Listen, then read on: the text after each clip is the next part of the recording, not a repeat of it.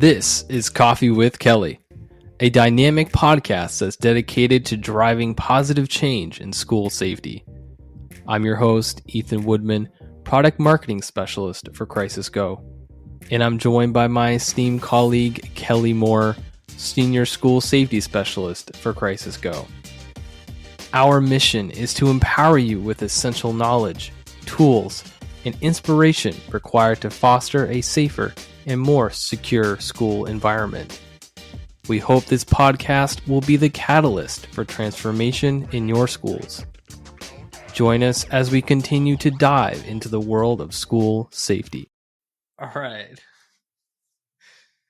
It took us a little bit to get here, but we are here. We are. Good morning. Yeah. Ethan. Good morning. I was told that I need to come up with a different intro because I say good morning, Kelly, every time.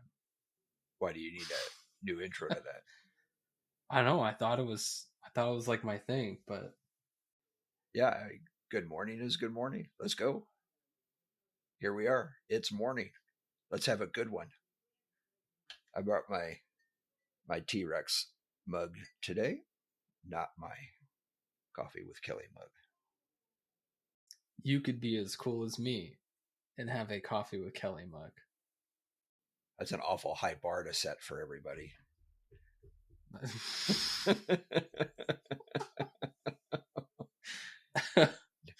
No sarcasm. No sarcasm at all there, Kelly. So you guys, this is what I deal with behind the scenes. Kelly's actually just a meanie. You know, I always say that there's no sense in wasting sarcasm. I agree. Sarcasm is a terrible thing to waste. What do we got going today, Ethan? Well, I guess we will start off strong. Okay. And I will. Unfortunately, this, we keep seeing this happen, and between this recording and the last recording, we had another school shooting, and I think it was in Iowa. Was? Yeah, in it at Perry. Based on the information that I'm seeing, it looks like a 17-year-old shot an 11-year-old. Mm-hmm. So that's just insane. Right. But the point that I want to talk about, I mean, we can talk about that too, but the point that I want to bring up is like, we're not on here to just, it's not like you don't know what you're talking about, right? And there is some credibility here. And I tried finding the podcast that you said it was in a recent one. It was probably in October, maybe November. I just didn't have time to listen through like 5 hours of podcast. Right. So, but at one point you were talking about how at the time, the upcoming holiday season, it's winter, it gets darker out sooner. I mean, all these things. And for people that are more susceptible to depression or anything like that, mm-hmm. right? It affects them more. Right. And you had mentioned that I think typically these school shootings do happen after a break. Mm-hmm. And you kind of gave a warning essentially of like, hey, like you need to pay attention to this, like after Christmas break, after winter break, whatever you want to call it. I mean, you need to look out for that stuff. And in Iowa, literally the first day back, this happened. Yeah. So crazy. I've said this many times. It's not typical that it happens, but there is an uptick in the number of shootings that we have based upon some research that was done, I believe, by the FBI. I think it was the FBI who reported it, but it's been a little while since I've read that. But the idea is, if you are to need to focus on a time frame within a school year of when these are likely to occur or have a higher incidence of occurrence, then you need to start looking at those times where you have an extended break. And we're talking about when you come back from summer break, Thanksgiving break, winter break, spring break, those types of breaks where you have 3 or 4 days where these people who are struggling go home, they're isolated, they're left to their own devices, they have access, unlimited access to the internet, they're sort of on this downward spiral. And they come out of that break more energized, I guess, more committed. So part of that study is you really have to look at, the first week or two when you're back. And while this most recent incident occurred the day that they got back, oftentimes they'll wait several days or a week or into the second week of the return. And sometimes what ends up happening is they're almost at their breaking point before going on the break. So from the left of bang theory, we should be looking at anybody who's elevated in their anxiety, their depressions, their concerning behaviors, those types of things before the break.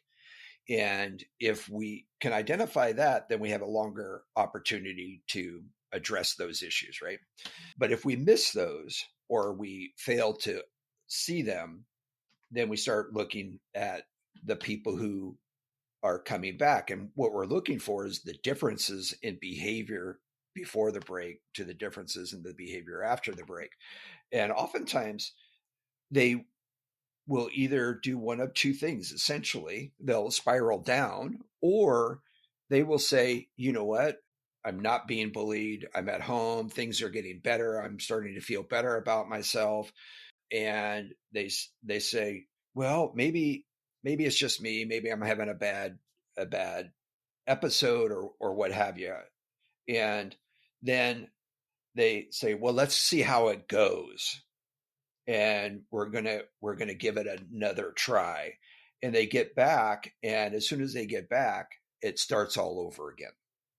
And then they spiral very quickly. And so that's why there's like this quick little honeymoon period where they get back and this, let's just see how it goes. And maybe they've been talking, maybe there have been attempts to mitigate and intervene, and they say, okay, all right, I'll work on this, and they get back and it's not working for them. So they escalate very quickly because they've gotten to that point where they look at, I've tried everything that I can do and it's not working. And I think that's the case in this most recent. He was, if you look at some of the reports and some of the witness statements, that the subject of that had been subjected to what, for what appears to me, years of relentless bullying. And there was one statement from a witness or a friend or an acquaintance that said, that really stuck out to me, is that the subject here, his younger sister, started being bullied. And they don't really elaborate. It's a news article. I don't understand all of the context and things like that. But here's somebody, if you take it for on the surface level, here's somebody who was bullied, and then all of a sudden his sibling is being bullied, and now he's looking at it and saying, look, this has got to stop one way or the other. And that's where they end up. And maybe that was the thing that triggered him so quickly, as opposed to waiting a few days. But this is something that, when we start looking at, our last couple of blogs and podcasts were kind of centered on the unthinkable, right? And the unimaginable, and trying to shift our mindset from that kind of mindset to, well, what could happen? What can I imagine? What can I think about? And what do I need to do to prevent that? If Kelly can identify 3 or 4 major breaks in a school year that we should be looking at, then it is predictable. It is thinkable. We can think about this and we can say, Yeah. what happens if, so that we're not surprised about this, right? As simple as in this circumstance, we know that the kid was there fairly early. Yeah, it was like 7:30 or He something was like that. in and preparing himself early, right? He was sitting in a bathroom stall saying, "Okay, now we wait." Wow. So, are we asking the question, "What are you doing here so early? What's going on with you?" As simple as that. Yeah. Yeah. Or, "Good morning, you're here awful early. How are you doing?" Right? And so these are some of the things that I think we have to shift our mindset, and we have to look at the potential of occurrences and looking at trying to identify those kids that are struggling, especially around these very traditional holidays where people generally, the public is expected to be having, season greetings, happy holidays, those types of things, where the people who aren't experiencing that, they're not experiencing the excitement, they're not experiencing the joy of the holidays. Those are the ones that we have to really look for and identify to make sure that they're not descending into this, pit of despair.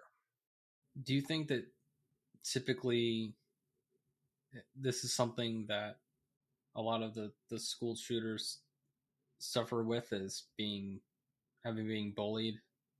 Is that like a pretty common thing, Yeah, or so it's it's not necessarily the number one, because we don't know what the number one motivator is, right? But it's the one that's most reported by those who have survived, gotcha? Okay, that makes right? sense. So um, being bullied, and we look at, and this is why there's so much emphasis on anti-bullying policies, anti-bullying laws, ability to anonymously report those things, is because this is such a big factor in this, in the it's such a big component of this overall problem that we have in school violence. It's such a huge component there, and because we don't know what motivates them to take that step, and we do know that there is a grievance, and we do know that we identify these things a lot in the these steps, I should say, in the pathway to violence.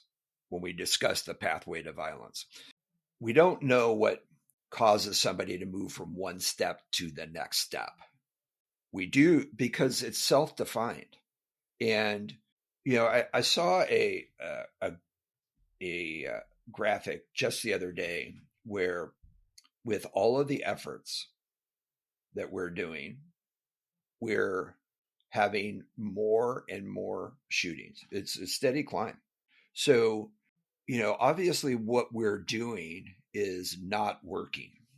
And one of those things that I think we need to look at is the bullying component. Like I've talked about many, many times, is when do we intervene?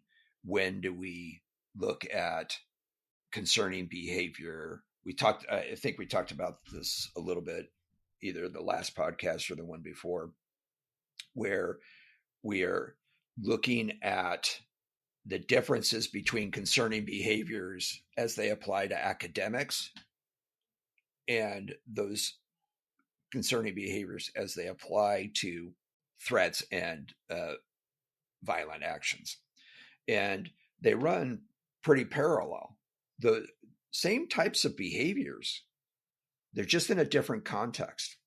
And, obviously, our educators are very comfortable trying to figure out the issues with the concerning behaviors in the academic success realm. And I think we need to start saying, okay, how do we think that those concerning behaviors impact the potential for violence? And I think once we start doing that, I think we'll start seeing a trend here. But when we go back to bullying, I think one of the things that we have to understand is bullying is a self-defined action, and the impact is self-defined. So I think that bullying from a very high level, bullying is almost entirely comes from a position of power. Oh yeah, definitely. How they use that power, how they gain the leverage based upon that power, all of those things are self-defined by the bully. But how their impact are felt is self-defined by the receiver of the bullying. Some people respond and says, you know what, I'm not going to be bullied here, right? Others will take it and, whatever, but others are victimized by it. And we've talked about this before. I think we're far past, or we should be, where we can look at your typical schoolyard behavior of the past and look at incidences that are occurring today and saying, oh, that's just kids being kids. That's just schoolyard behavior. I think you have to understand what that behavior is doing. What are the circumstances? What are the impacts? What are the potentials? And until we start changing that culture based upon this definition that these things are self-defined, so we have to look at each case individually, and we can't just lump it into a general category of that schoolyard behavior. They're 6 years old, that they can't do anything, and we know that that's proven us wrong. So let's learn from that. And let's move forward with that. That's definitely an interesting point, that like you can't look at it and just come up with some overarching solution, that like every case is different because every kid is going to interpret that in their own individual way and respond to it in their own very specific way. And so Yeah. it needs a little bit more Yeah, finesse. For yeah. sure. And this is the difficulty we have in the ability to create a decision matrix. If this happens, you do this. If this happens, you do this. Because between this and that, there's 1,000 different options in there, 1,000 different variables that have influence on the impact of whatever this and that were. And I think that's where we're missing the boat. And I will continue with that train of thought until somebody proves me wrong. But I think that if we're going to have an impact on the prevention of this, we have to shift that. We have to teach kids how to respond to being bullied. I think that's one of the things that we possibly miss in today's society, is we tell people what they shouldn't do to people, how they shouldn't bully people, and we can define what that is.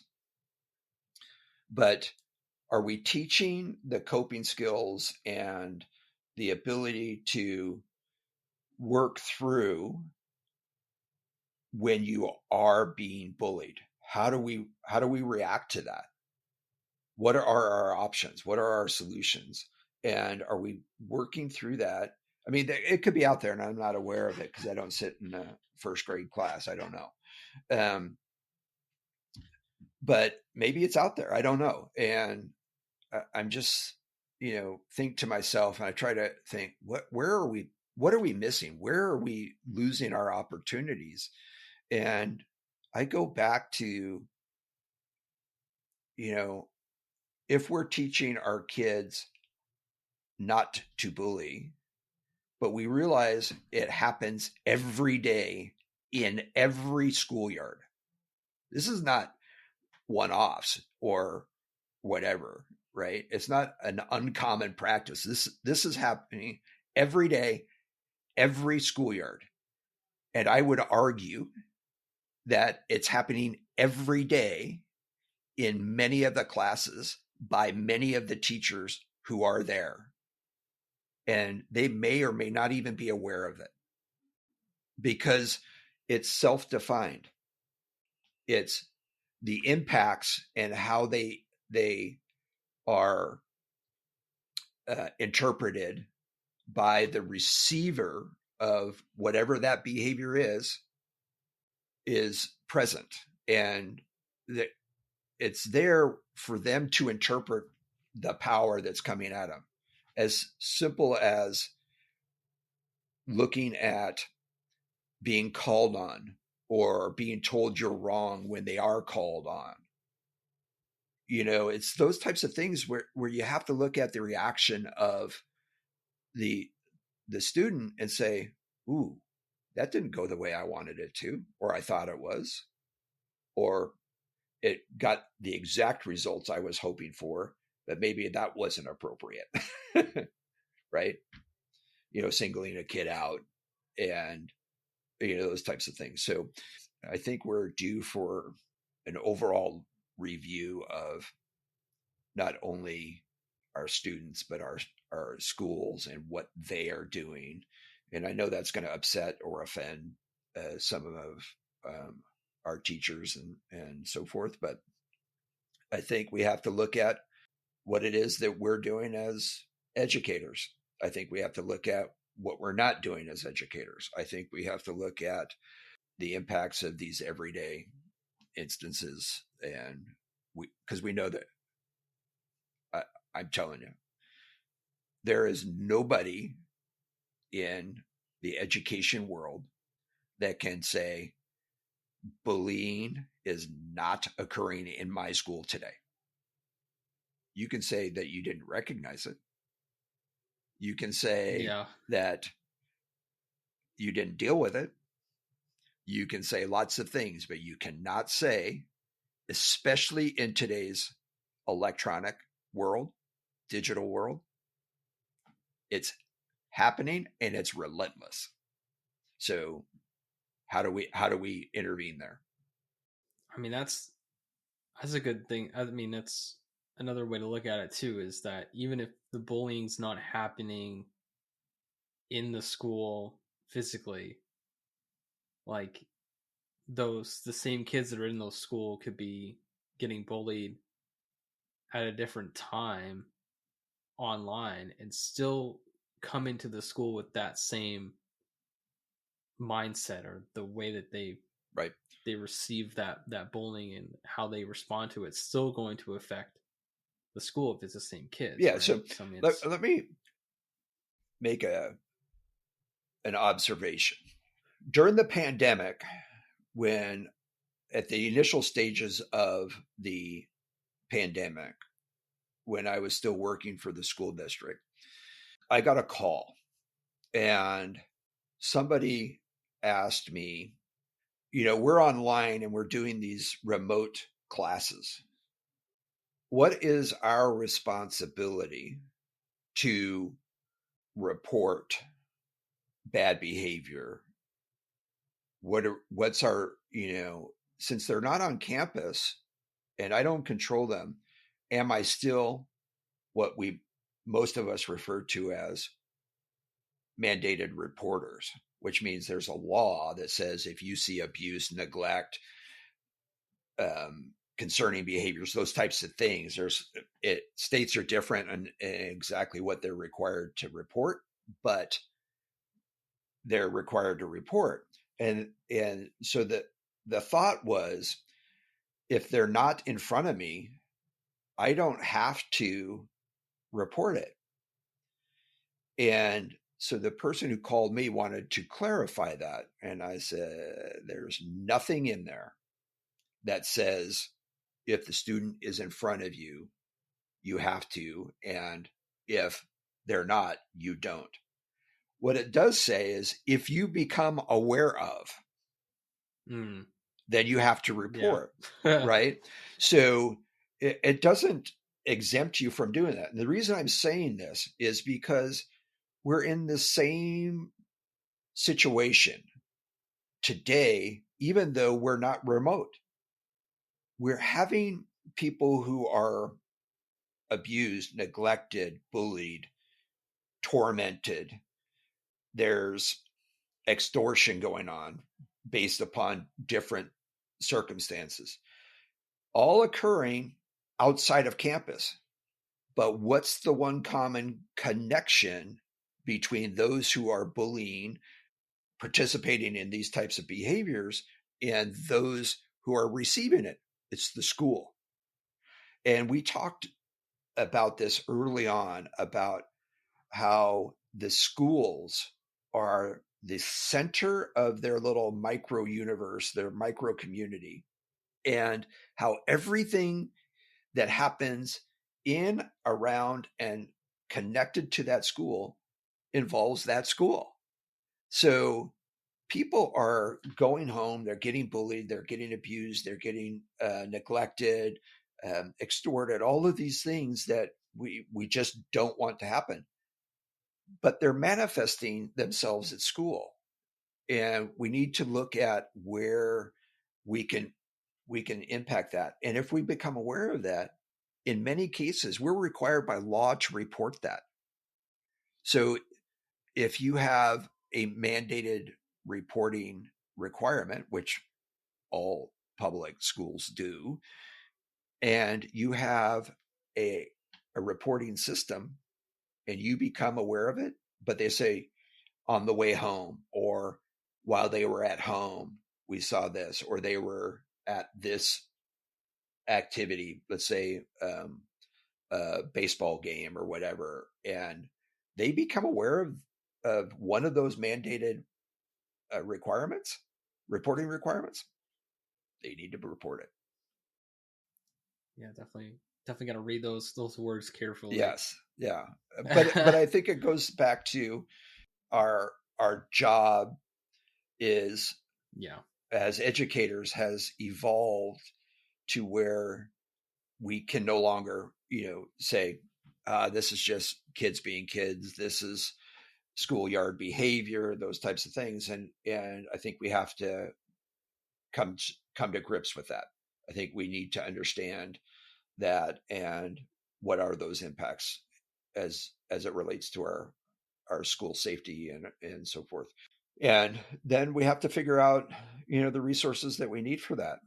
It's just we're in that time of year. I know we talked a little bit about this in the last podcast. We're still working through those, identifying those gaps and getting our administrators on board and providing budget and time with that. But we still need to keep pushing for that. That's an ongoing process.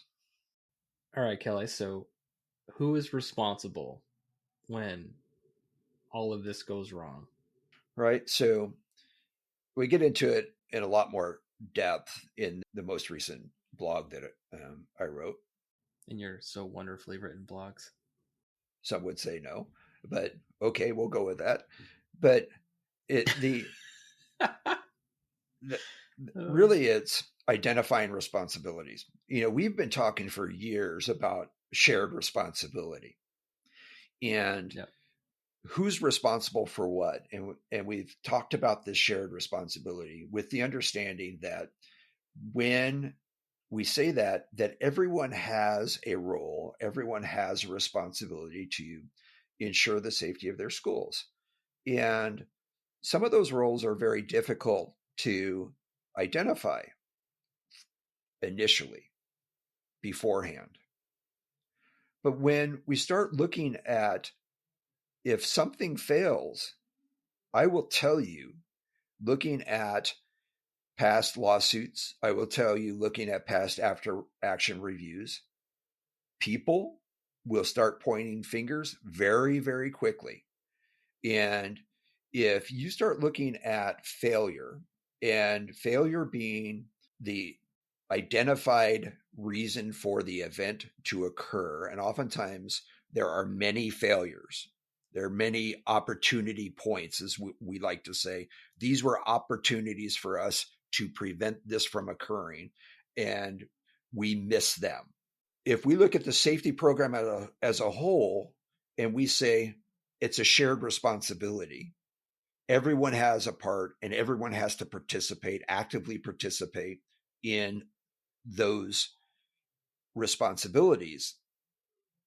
I will tell you that if there is a failure, we're going to start pointing at the people starting at the highest level, and we're going to start working our way down, unless and until we point to a single factor that could have prevented the event from occurring. And we know from our many conversations that there is never a single factor. It's a series of incidences that were addressed, identified, and not dealt with, or dealt with inappropriately, or what have you. So, Yeah. but they're going to, people, this is how mandates are created. This is how best practices are created. Is somebody looked at the after action and said, what were the steps, or what were the actions or factors involved that we could have identified early, that if we had and dealt with them, they would have prevented this. We've talked about this before. Generally speaking, people are going to start pointing their finger at a person, not a system, because it was a person who failed to use the system properly. It was a person who failed to make sure the system was working properly. It's a person who failed to lock the door. It's a person who failed to report. So in the blog, I say, if you have failure, who's responsible for that? And the answer to that is you are. Look at yourself and say, what did I do or could have done to make this better? And when we look at the prior incidences and we start to get proactive in understanding, and we start thinking about the quote unthinkable, and we start imagining what would happen if, in the unimaginable, and we start looking at, okay, what do we need to do, and where do we need to go with this? And if at any time you sit back and you go, oh, I'm responsible for that, then you're also responsible for the failure of that. This is not, okay, you're only responsible for this if it goes good. You're responsible for this, as the case may be, in failure. In the blog, I use the NFL analogy. We're at the end of the NFL season, and we're only a couple of days, 3 or 4 days past the end of the regular season, getting ready for the playoffs. Already, there have been 2 or 3 general managers fired, 6 openings in the head coaching positions, and yet it's a team sport. It's a team responsibility to win. And so you might ask, well, Kelly, why would you use that as an analogy then? Why aren't they firing everybody who failed? Because the bottom line is, both in accountability to the game of football and the success as measured by the NFL, the fans, the organizations, there are people who are more responsible for that success than others. Yeah. And so, are you going to start firing players? Maybe. But generally speaking, you have head coaches, general managers, assistant coaches that have a greater impact on the success of that football team. And if you translate that to the schools, now we're starting to look at, okay, who's responsible? Safety team members, policy, board members, superintendents for accountability, ensuring that everyone understands what's expected of them, principals, assistant principals. These are the ones that when we go back in time and we start seeing who's being held accountable through lawsuits, disciplinary actions, and so forth, it's those people. So is it their responsibility to ensure success? Yes. But it's a shared responsibility, and they need to understand that they need to get everyone involved in their role and hold them accountable for that.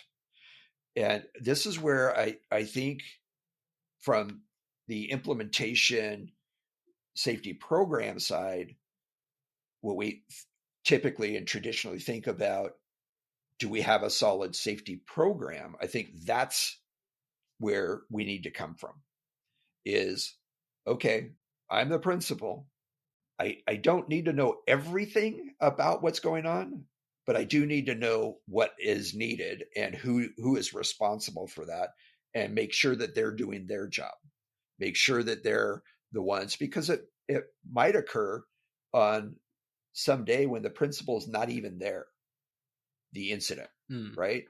And right. So when the news reporter from the national syndicated news outlet comes and parks their huge satellite van outside your front door, and the first teacher to walk out, they stick the microphone in their face and they say, "What happened?"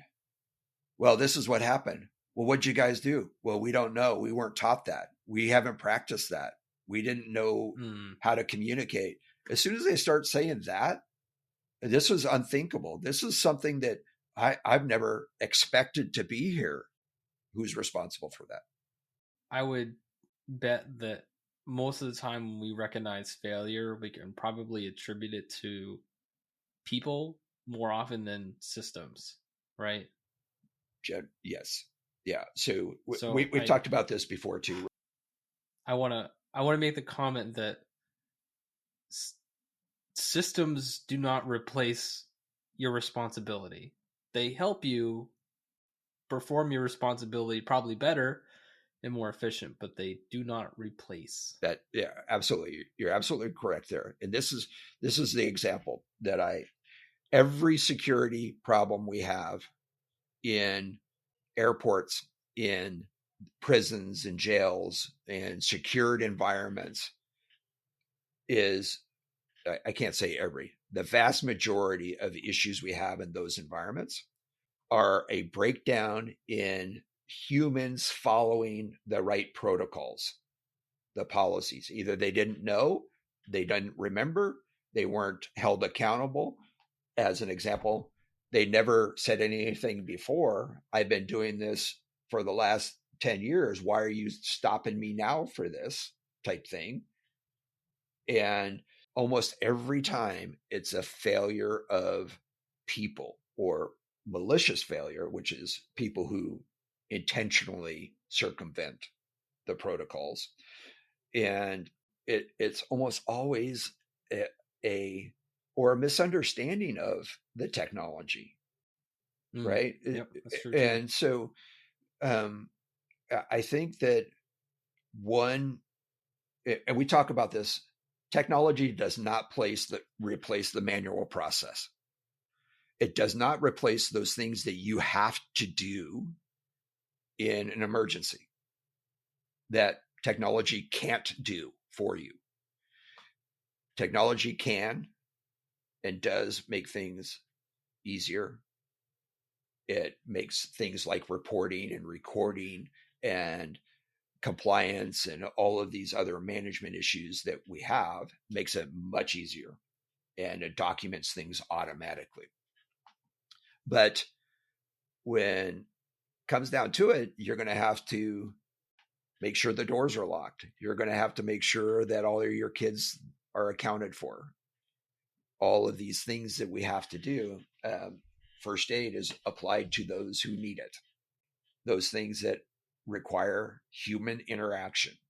And if we take that and we look at that, then we understand what it is that we're supposed to do. And, you know, if we understand that, at least we're moving in the right direction.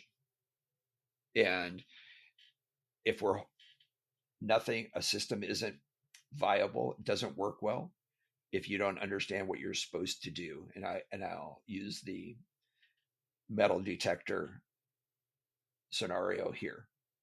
Not too long ago, people were screaming that we need metal detectors. And I got several questions. Kelly, we're thinking about getting a metal detector. Would that help us? And I said, well, it depends on what you're trying to do. The people who were advocating that are looking for a solution to detect guns, big metal things that cause lots of injuries, right?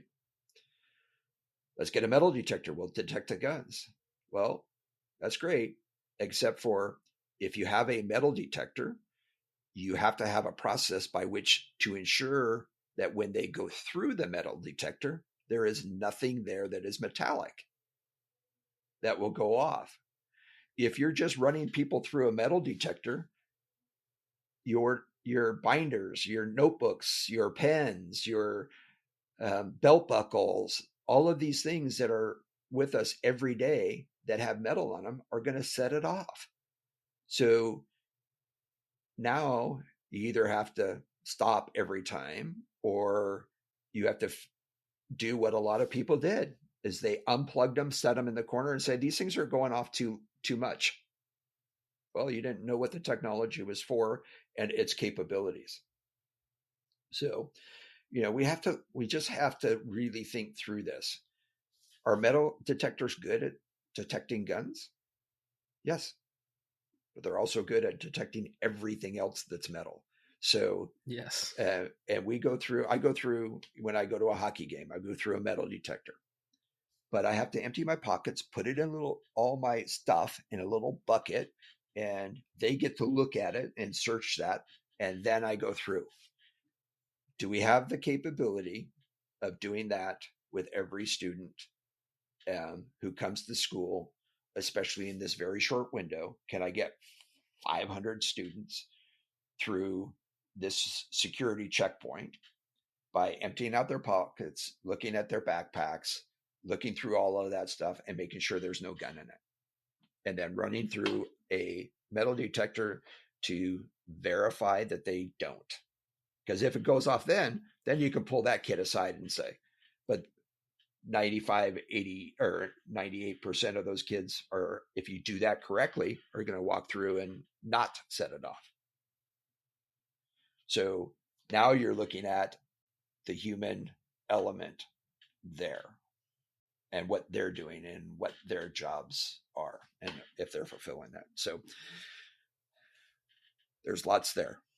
But if we start looking at failure points and you don't realize who is responsible for something, you need to figure it out because it's likely you. It's pretty daunting. It is, but it's likely you. It's likely you. And you need to take whatever efforts, whatever measures you need to do to eliminate yourself as that. And the way you do that is being diligent and all these other things that we've been talking about for the last year plus. Yeah, it's been over a year. Because you did talk about responsibilities in the very early part of the year last year. So like, subscribe, and share. I'll do this since Kelly isn't drinking out of his mug. You can scan that QR code and it will be able to, it'll bring you to our website that has our podcast and blogs full of really, really good information. It's the best information. What did you say yesterday when you were looking for that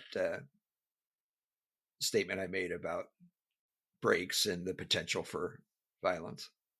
Oh, I don't know. What did Well, I don't say? want to say it because then it would be like, it was like you were reviewing it and you realized how good the content was. Isn't that what I said? That's exactly what you said. It's basically what I Yeah. said. Like, sometimes you listen to a podcast and it's just like sometimes they're just funny or they're comical or whatever, but it's like sometimes they just don't add a whole lot of value to your life. And if you are in any way, shape, or form involved in a school, whether you're a teacher, a district leader, or even a parent, or even a student, this podcast will actually provide some value. I believe so. I hope so. I think so. I know so. Until next time. If you enjoyed today's episode, please like, subscribe, and hit that notification bell. And if you have any questions about what we discussed, leave a comment on our website at crisisgo.com. Thank you for joining us today, and we'll see you next time on Coffee with Kelly, a discussion on school safety.